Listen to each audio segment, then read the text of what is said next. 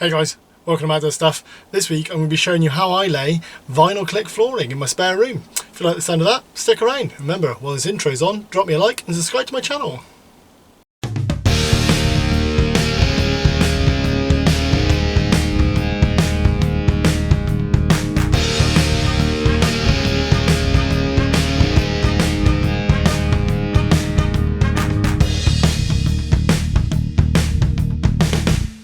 So, as always, I'll be going through the processes, the tools I use, that sort of thing, but I can't do that in here, so let's pop over to my spare room.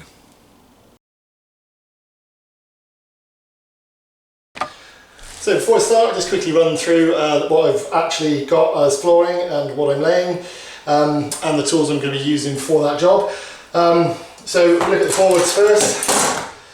This is engineered vinyl floor, so it's vinyl click, and the reason it's called vinyl click is because it's got the sort of locking system at the edges, so they all just sort of slot in with the next one, so relatively easy to fit. I fitted this before, I fitted this in my kitchen downstairs from a different supplier and a different colour, but generally the same equipment. It says on the box, probably can't see that on there, but you can install it over uneven floors. It's got good stability, it's comfortable on the foot, and it's relatively silent. Like I say, I've fitted this similar product downstairs. It's maybe a little bit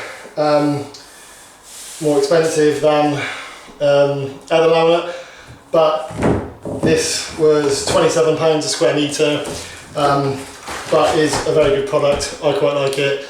As a DIYer, it's really easy to fit, which is a bonus, because anything that makes it easier is better for me.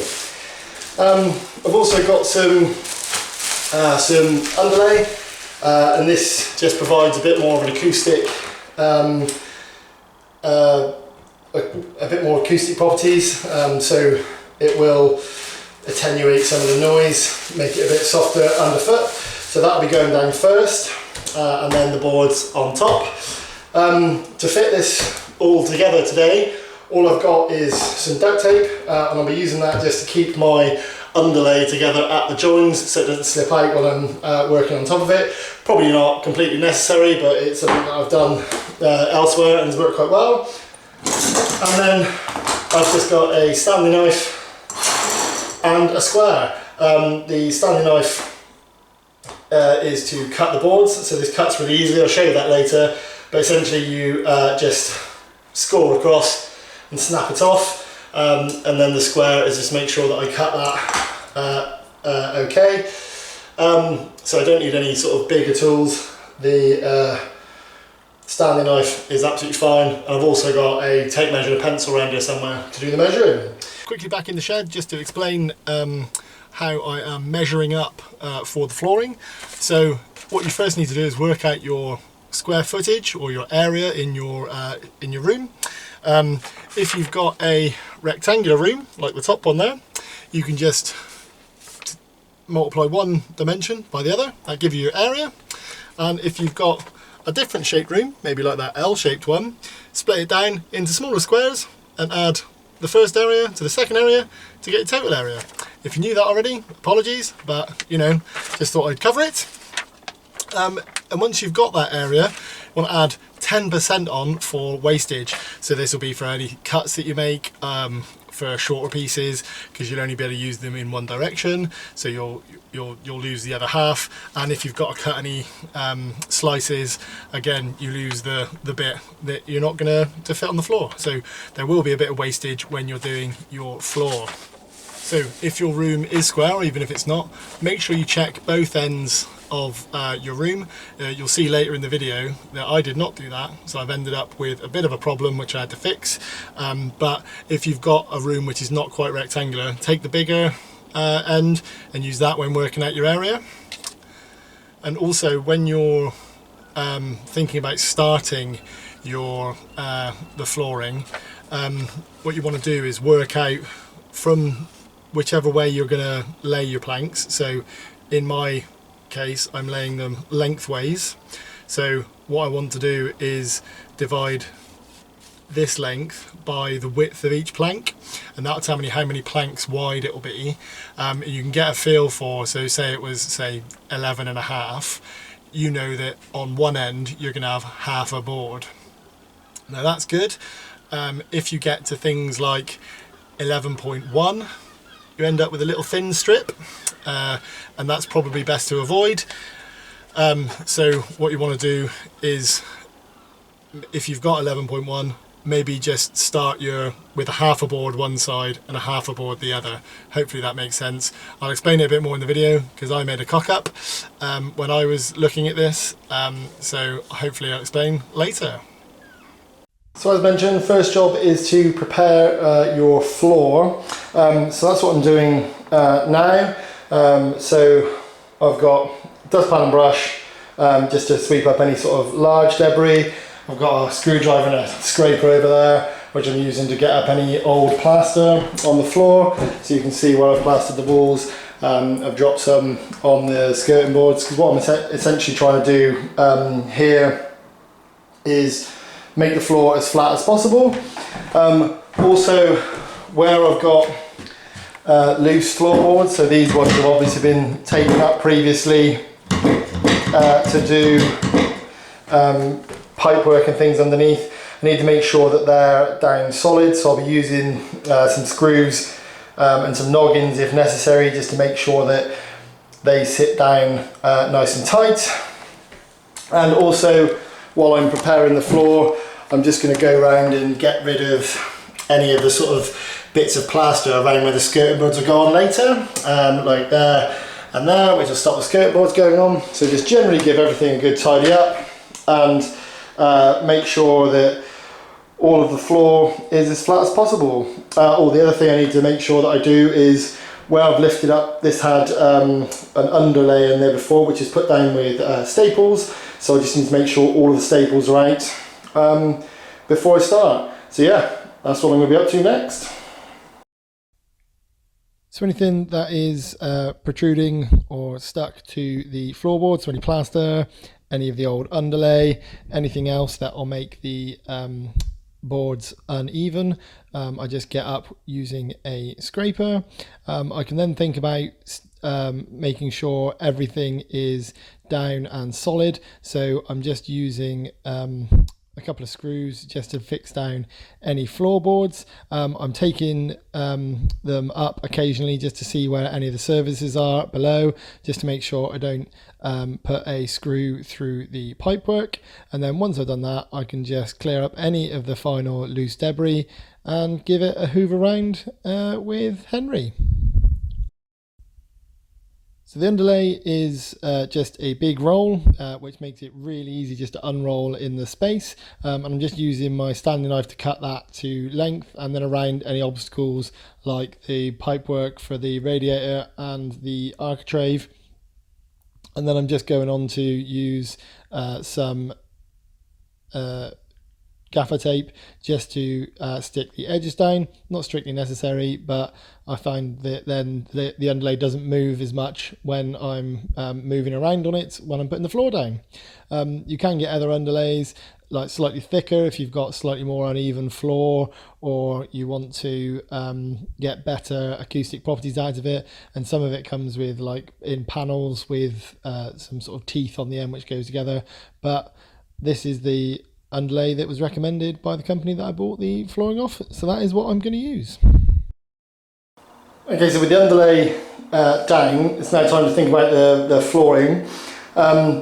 When you lay out your flooring, think about the orientation that you want it. I'm going from left to right in my room, so lengthways effectively. It's the opposite way to the floorboards underneath, so I'll hopefully jump any gaps. And also from the doorway, which is behind me as I stand where the camera is, it will make the room look longer, hopefully, or that's what I read on the internet. Anyway, so it's always a good idea to get your planks out and have a look. If you want, you can choose which planks go in which order. I'm not too bothered. They all have a slightly different pattern on them. just like normal planks. So you could try and line them up or choose which ones go where, but I'm just going to, whatever one comes out of the box, I'll be using. The other thing I should say before I start is that between the edge of the board and the wall you need at least about a 10mm gap.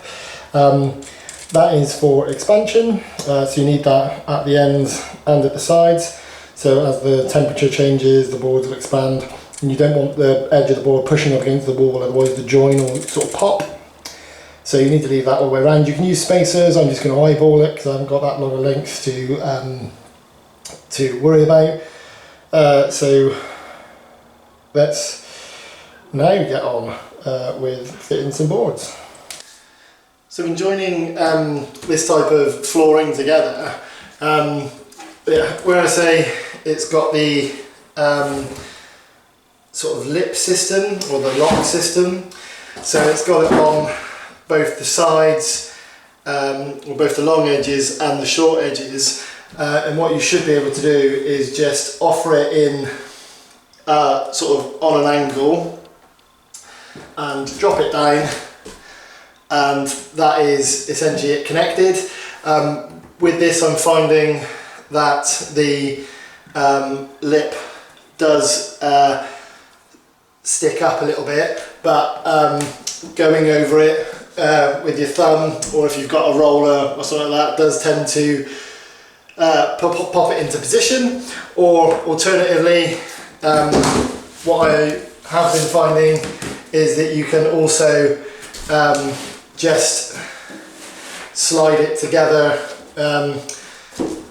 as well, which gives you the same result.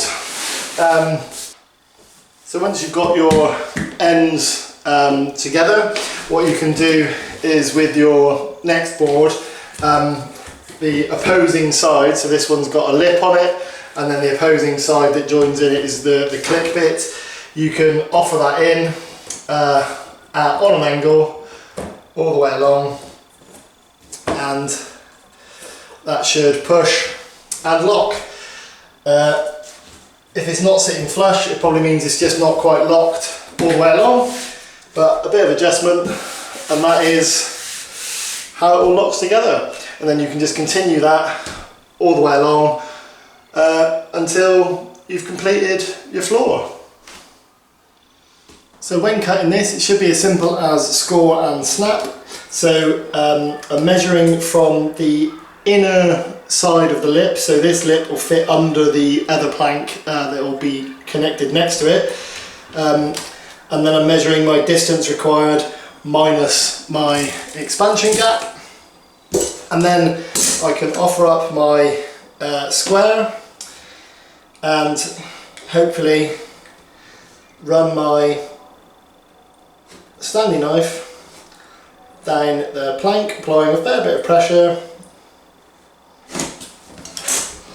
And then with any luck you should be able to bend it and snap it, and that will snap along the score, giving you a nice straight edge, and that is the piece that I need to fit in. When cutting around an obstacle like a pipe, ideally I'd want this plank to land in the middle, because what I'm going to essentially do is drill a hole in the board using a spade bit on a drill, and then cut at an angle from the edge of the hole to make an insert piece, and then that insert piece will fit behind the pipe. But on this one I'm actually pretty close to the edge, so I'm going to do this slightly differently so that I don't break it off. But essentially the process is the same, in that I'll be marking the edge of the pipe. So in order to do that, I've got the plank lined up where it is going to sit, and then I'm just marking either side of the pipe, and then I can measure from the wall out to the edge of my pipe, the centre of my pipe, sorry. Or you could line up the plank roughly where it's going to go in there like that, and then mark the centre of the pipe on the plank, and then intersect all those lines, and that should give me where my pipe is going to sit. I can drill the centre of the line over here, and then we'll look at cutting out. So I'm just going to get that marked up and we'll see what that looks like. So okay, so I've got that marked up. I definitely didn't need to mark all the way along now, I've just got to clean that pencil line off now. But what I'm going to do now is just drill a hole in the middle of the board. You could take this to the bench to do this, but I'm just going to do this here because it's where I'm filming.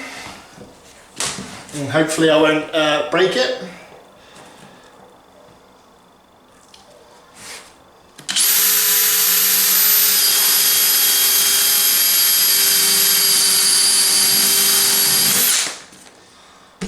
Okay, so hopefully that is where my pipe is now going to sit when the board is in place. All I need to do now is cut out a section here.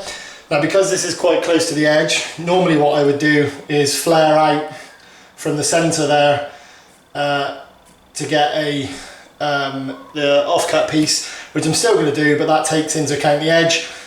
But let's see if I can make that work. So let me just show you what that means. So I'm just taking so I'm just going to take a ruler,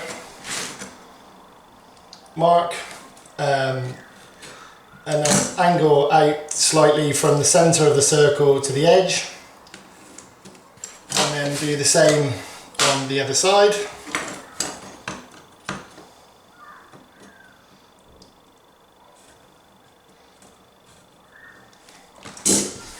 Like so. So you sort of get a flared sort of skirt on it, and then I'm just going to score those heavily with my Stanley knife and snap that out, and then we'll see if it fits.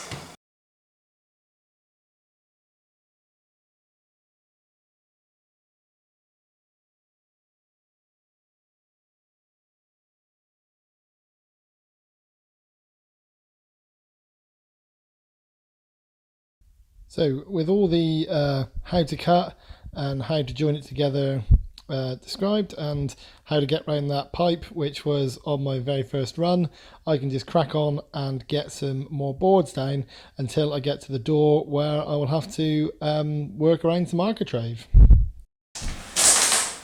Okay, so on this, on the floor, I've got to the point where I need to go around this architrave around the door. You can see that the plank is too high, it won't go under it. So I've got two choices really. I can either cut my board around it. So ideally what I'd want is for that shape to be transferred on here, but you would inevitably leave a line where it butts up.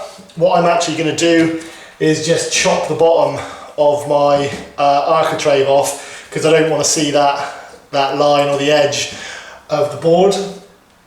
And to do that, I'm just going to turn my board upside down, line it up, and that will allow me then to mark with my pencil where where I need to chop it. And I can either then use the multi-tool, that's the quick way. If you don't own one of those, you could do it with a saw. So I could do it with my Japanese pool saw. And for that, I would just get a scrap piece of the flooring and just use that as a guide to just chop the bottom off of it. In fact, I'll just finish this one now with the saw because I've just started it.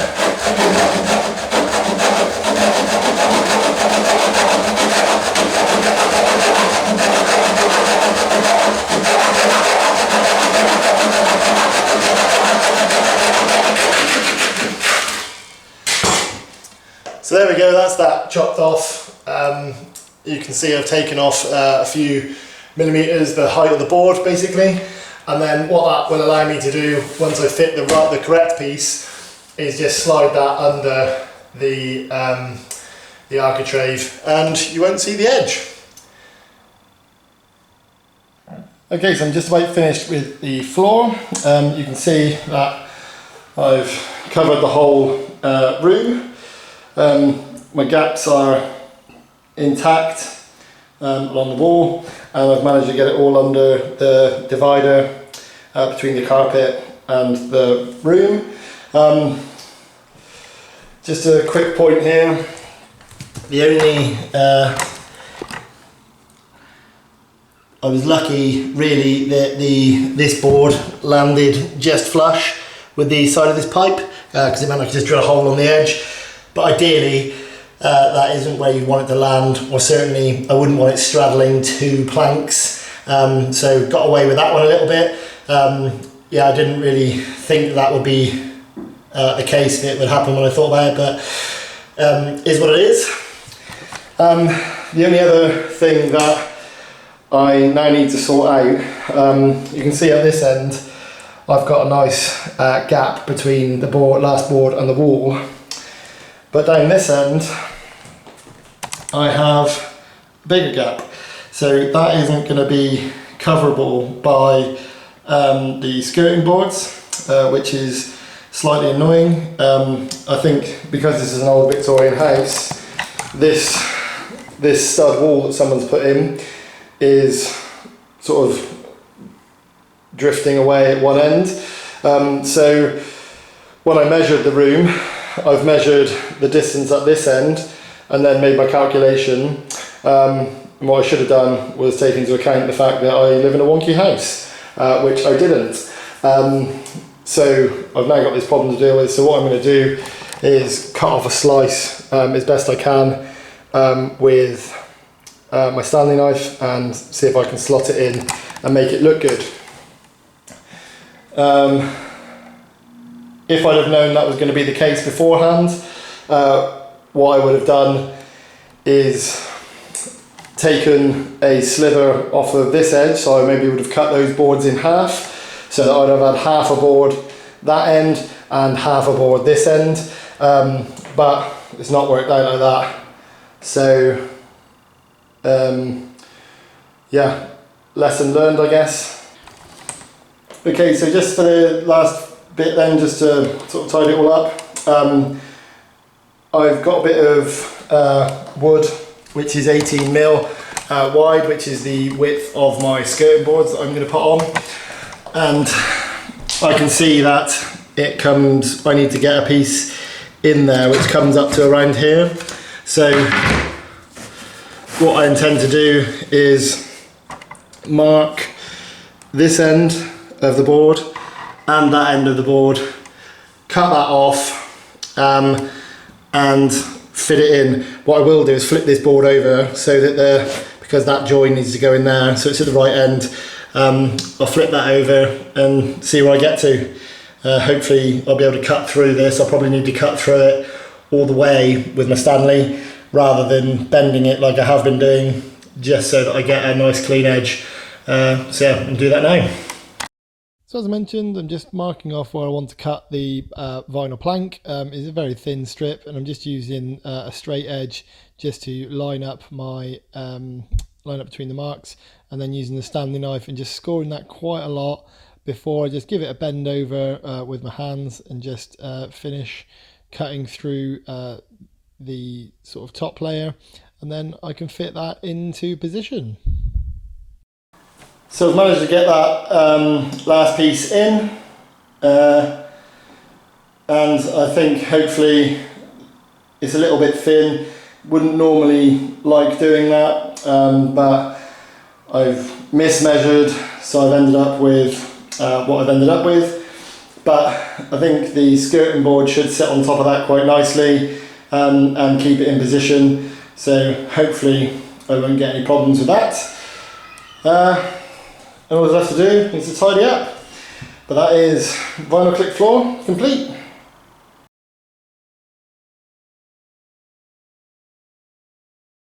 Okay, so there we have it. That was my vinyl click flooring down now. Goes down really easily. I really like it. It's down my, like I said a bit before, it's down in my downstairs and now my upstairs. Easy for the DIYer, easy to cut, easy to fit, and feels really nice underfoot. So great all round. All that's left to do is celebrate with a beer. And today I've got a Vocation Perfect Storm.